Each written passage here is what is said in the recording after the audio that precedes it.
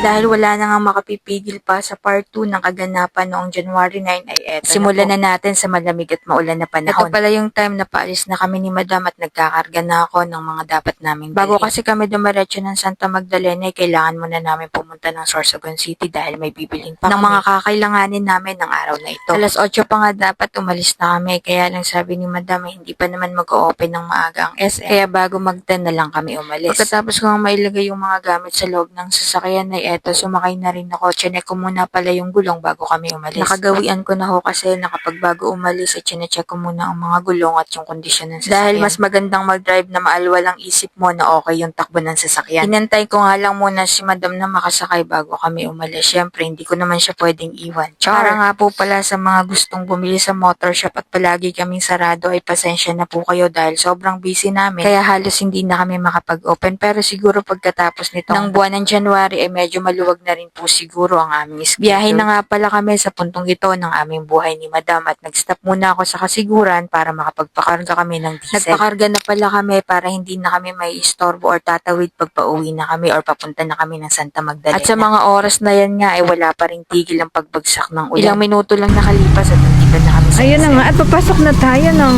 Harian ng Encantadia, char. Bibili kami guys ng payong. Dito nga pala ulit kami bumalik sa pinagbilhan namin ng flower nung nakaraan. Ayun guys, wala nang fresh flower ngayon. All that's 1.5 tas ito 1.5 din.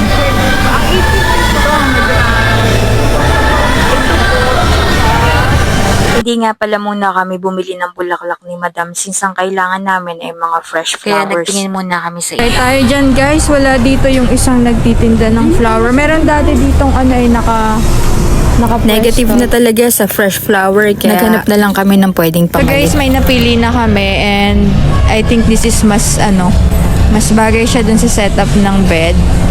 So, eto siya, isang bouquet, tas meron siyang isang fresh flower. So, okay na to. Bilhin na natin. na lang natin pagpa-uwi. Babayaran na po namin pero babalikan na lang po namin.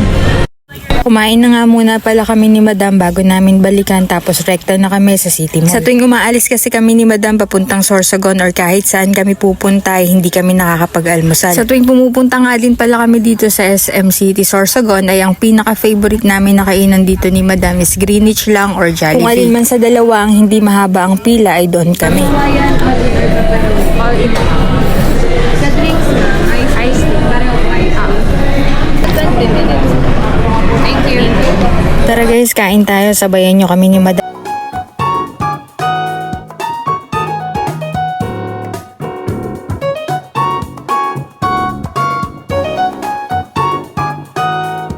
Pagkatapos nga namin kumain ni Madam ay wala na kami sinayang na oras. Rekta na kami sa supermarket at the same time bibili namin yung ibang personal needs namin. Hindi naman ganun karami yung binili namin kaya hindi kami nagpakatagal dito. Kaya eto, ilang minuto lang at nagbayad na rin kami sa counter. Padikit po ba to? Ay, nakadikit. So, ito na siya guys. Hindi na namin ilalagay sa plastic para hindi siya magusot. Thank you po. At sa puntong ito nga ng buhay namin ni Madam ay papunta na kami sa parking area at nagkaligaw-ligaw pa nga kami. Medyo nalito kasi ako sa mga exit door. OMG, it's so raining, man!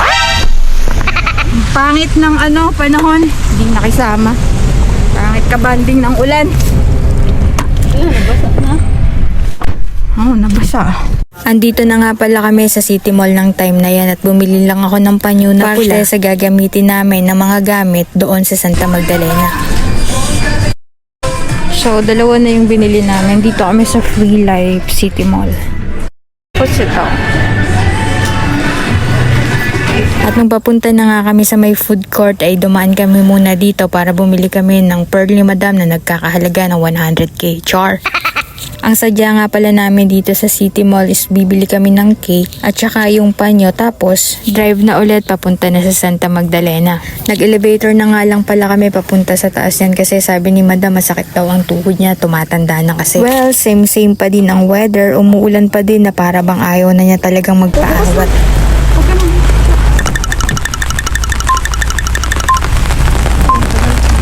Yung ulan di ka talaga uubra kung wala kang dalang payong.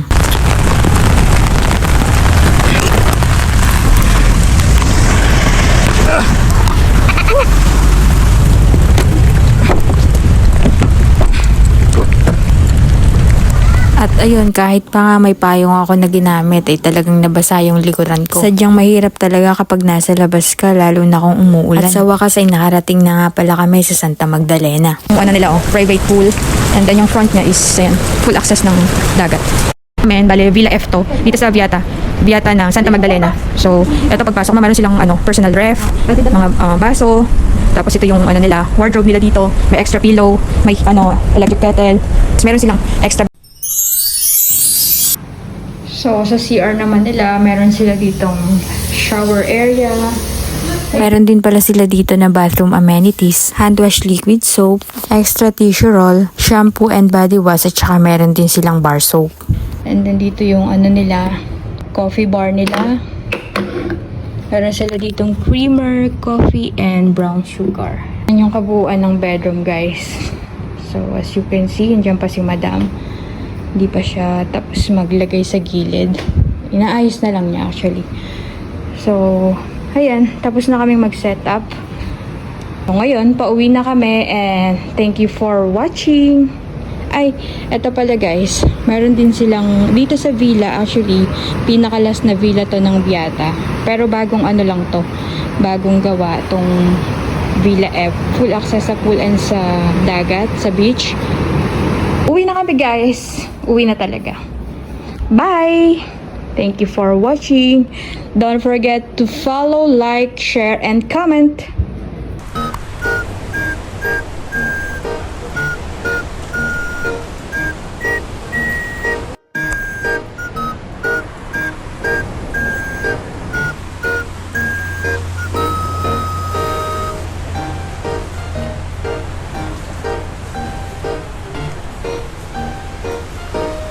So paano po, hanggang sa muli, sana masaya ang araw nyo at huwag kalimutang ngumiti, huwag kalimutang mag-like, share, comment, and follow. Bye!